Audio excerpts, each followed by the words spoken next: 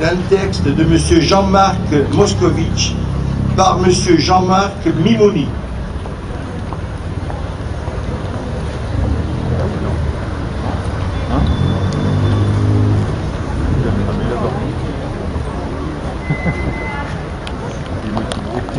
Convoi numéro 20, en date du 17 août 1942.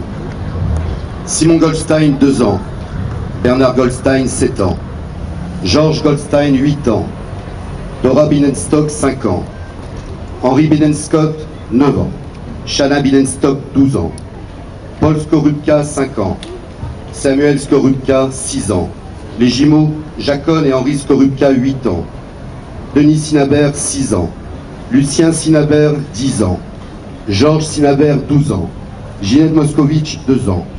Rachel Moscovitch, 10 ans. Marcel Moscovitch, 11 ans. Marguerite Jakubowicz, 2 ans.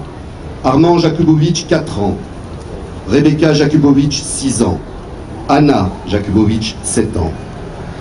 C'est le second convoi par lequel les petits-enfants juifs quittent la France vers le plus terrifiant des voyages. 207 garçons et 323 fillettes de moins de 16 ans.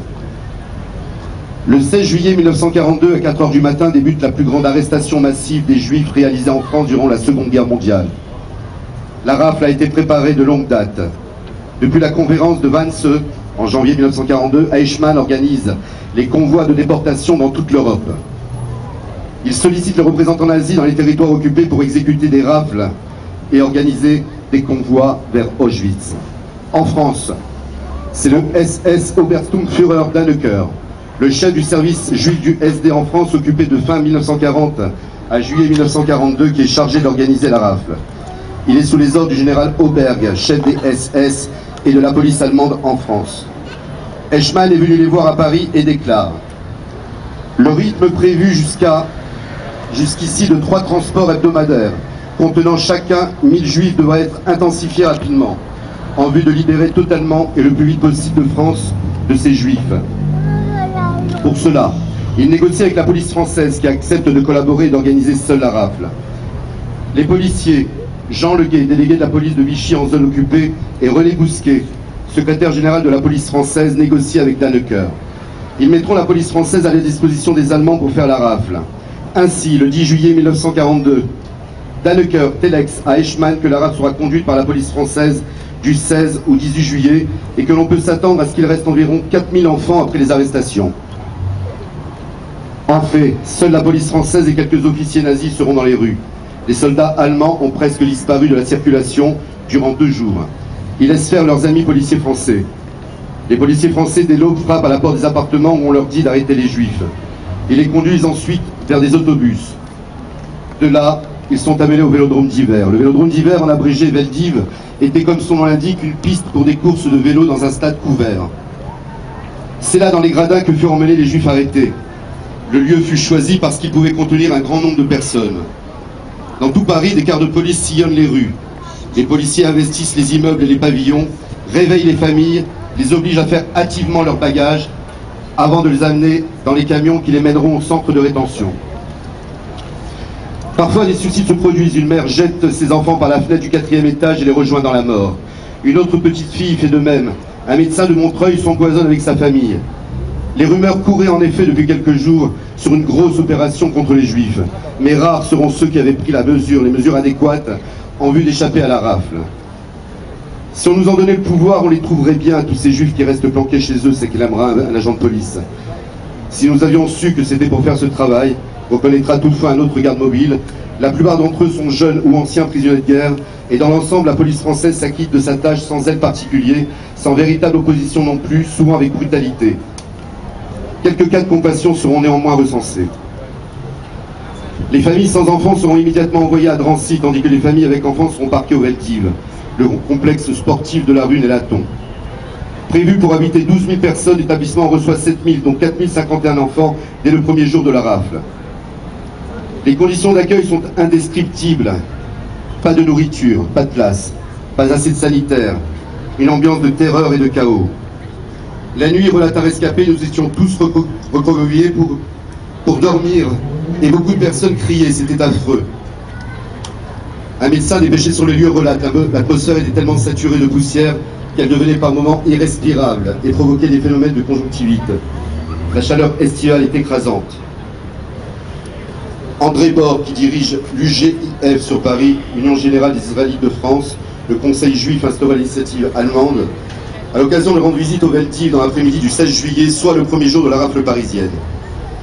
La vaste enceinte grouille de haut en bas. Avant d'y pénétrer, nous voyons à l'extérieur, dans une courette, un pompier distribuer de l'eau à des enfants, au bout d'un tuyau d'incendie qui s'alimente dans la rue.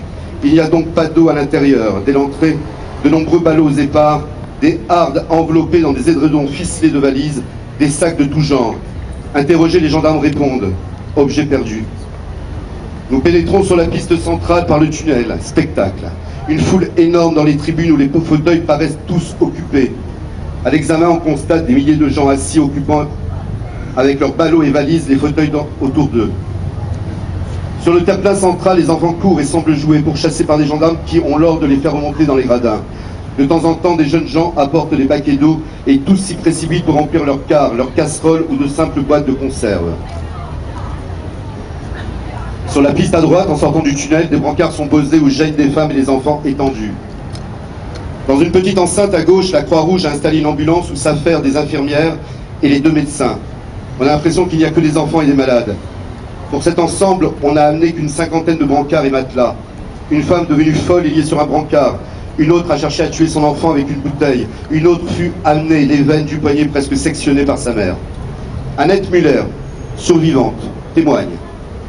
Cependant, mon petit frère et moi avions soif. Nous voulions aller au cabinet, mais impossible de passer dans les couloirs de sortie. Et comme les autres, nous avons dû nous soulager sur place. Il y avait de la pisse et de la mer partout. J'avais mal à la tête, tout tournait. Les cris, les grosses lampes suspendues, les haut-parleurs, la puanteur, la chaleur écrasante. Assise près de nous sur les gradins, une femme très belle serrait un petit garçon de 2 ans dans ses bras. Un garçon aux boucles brunes, au teint mat, délicatement rosé. Je voyais sa mère l'enlacer sauvagement, couvrir son visage de baisers. Je pensais, comme elle l'aime, il n'y avait plus rien à boire et à manger. Un jour, des femmes au voile bleu sur la tête ont distribué de la nourriture. Au milieu des cris, de la bousculade. On nous donna une madeleine et une sardine à la tomate. J'ai grignoté le dessus bombé de la madeleine en laissant fondre lentement les miettes sucrées dans ma bouche. J'ai mangé la sardine en léchant d'abord la tomate qui la recouvrait. C'était délicieux. Je ne me souviens pas avoir mangé autre chose au Veldiv. Rien d'autre après. Nous avions eu très soif. Les lèvres et la langue étaient desséchées, mais il n'y avait rien à boire. Sur les gradins, près de nous, une femme s'est subitement affaissée. Elle était morte. 12 884 juifs sont arrêtés, 4 051 enfants, 5 802 femmes et 3 031 hommes. Un nombre indéterminé, prévenu par la résistance ou bénéficiant du manque de zèle de certains policiers, parvient à échapper à la rafle. Selon la préfecture de police, le nombre d'individus arrêtés s'élève à 13 525. C'est aussi ce nombre qui est gravé sur la stèle commémorative située à l'emplacement du Vélodrome. Sur les 13 152 juifs raflés, seuls 25 adultes et quelques enfants ont survécu. Le 16 juillet 1995, le président Jacques Chirac a reconnu devant le monument commémoratif la responsabilité de la France dans la rafle et dans la Shoah.